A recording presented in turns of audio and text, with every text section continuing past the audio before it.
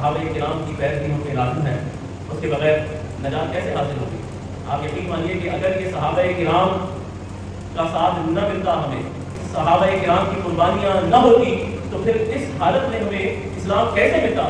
آپ اس جذبے کا اندازہ لگائیے کہ رسول پاک علیہ الصلوۃ والتسلیم اس دنیا سے ظاہری طور پہ پردہ فرما گئے ہیں، لیکن رسول پاک علیہ الصلوۃ والتسلیم کی وہ تربیت کا اثر تھا، وہ جو اسلام کی روح آپ نے ان میں ڈالی تھی کہ وہ رسول پاک کی ظاہری زندگی کے پردہ فرما جانے کے بعد وہ بیٹھے نہیں رہے، وہ یہ ساری دنیا پہ چھا گئے۔ آپ اندازہ لگائیے، وہ صرف مدینہ منورہ مکہ مکرمہ تک محدود نہیں رہے بلکہ اسپین کو فتح کر دیا۔ آپ اندازہ لگائیے، پورچگل جیسی جگہ، قسطنطنیہ، آپ کیسے کیسے مقامات پہ فتوحات حاصل کرتے گئے۔ آخر وہ روح کس نے ڈالی تھی؟ رسول پاک علیہ الصلوۃ والتسلیم نے ڈالی۔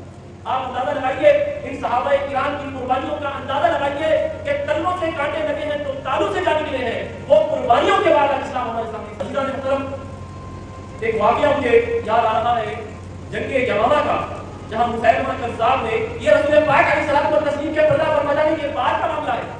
یہ سرکار پاک علیہ الصلوۃ والتسلیم کی ظاہری زندگی، ابھی سرکار ظاہری طور پہ ان کے درمیان موجود نہیں ہے۔ اب جنگ یمامہ میں جب مسیلمہ کذاب سے جنگ ہو رہی ہے، امیر المؤمنین خلیفہ راشد، خلیفہ اول حضور سیدنا ابوبکر صدیق رضی اللہ تعالیٰ عنہ کا زمانہ ہے، اور صدیق اکبر نے فرمایا کہ ہم اس کا معاوضہ کریں گے، ہم اس کو پکڑیں گے، اس کو گرفت کریں گے، وہ جھوٹا مکار ہے، وہ نبوت کا دعوے دار ہے، اس کو کیفر کردار تک پہنچائیں گے۔ عزیزان، آپ اندازہ لگائیے، صحابہ کرام جنگ کے لیے جا رہے ہیں، رسول پاک موجود نہیں ہے۔ اب عالم یہ ہے کہ وہ غالب آ رہا تھا جنگ یمامہ میں، مسیلمہ کذاب بدماش مکار وہ غالب آ رہا تھا، اور کئی صحابہ شہید ہو رہے تھے۔ اللہ اکبر، جب اس حالت کو دیکھا تو صحابہ نے فرمایا نہیں، جو عہد وفا، جو ہم نے عہد، جو وعدہ رسول پاک سے لیا ہے، اس کو وفا کرنے کا موقع آج ہے۔ سرکار بظاہر آپ کی ظاہری زندگی میں موجود نہیں ہے، لیکن جو وعدہ کیا تھا وعدہ نبھانے کا وقت آ گیا ہے۔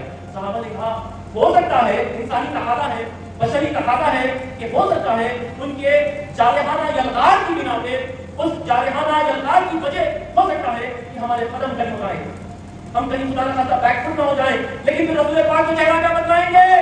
ان سے جو وعدہ کیا ہے۔ عزیزان، یہ صحابہ کرام کی مقدس جماعت تھی، آپ نے فوری طور پہ ارادہ کیا کہ گھروں کو کھولو، یعنی انسان کا بشری تقاضا ہے کہ اللہ ہو رہا ہے، ہتھیار بھی ابھی نے اس قدر اکوپ نہیں ہے، کیا کریں، لیکن وعدہ نبھانا ہے رسول پاک کا۔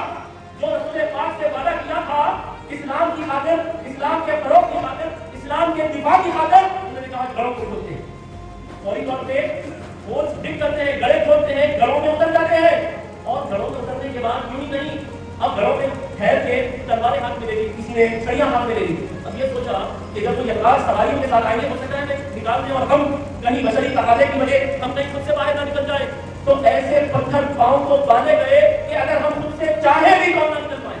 جذبہ کو دیکھیں سامنے کہ اپنے پیروں میں ایسے وزندار پتھر باندھ لیے کہ اب ان گھروں میں سے ہم نکل ہی نہ پائیں، اور اس کے بعد یہ صحابہ کرام نے ڈٹ کے مقابلہ کیا مسیلمہ کذاب کا۔ عزیزان محترم، آپ اندازہ تو لگائیے کہ کیسی قربانیوں کے بعد اسلام تک پہنچا ہے، اور ہم آج نماز کے مسئلے میں ہی پریشان ہیں۔ ارے ہم صرف نماز ادا کرنے کے لیے ہی پریشانی میں ہیں، وضو کرنے میں پریشانی میں ہے۔ یہ ہمارے ہی اسلاف تھے جو پہاڑوں کی چوٹیوں کو روند ڈالا، جو سمندروں کو پار کر گئے، یہ ہمارے ہی اسلاف تھے جنہوں نے قربانیاں دی اسلام کی خاطر۔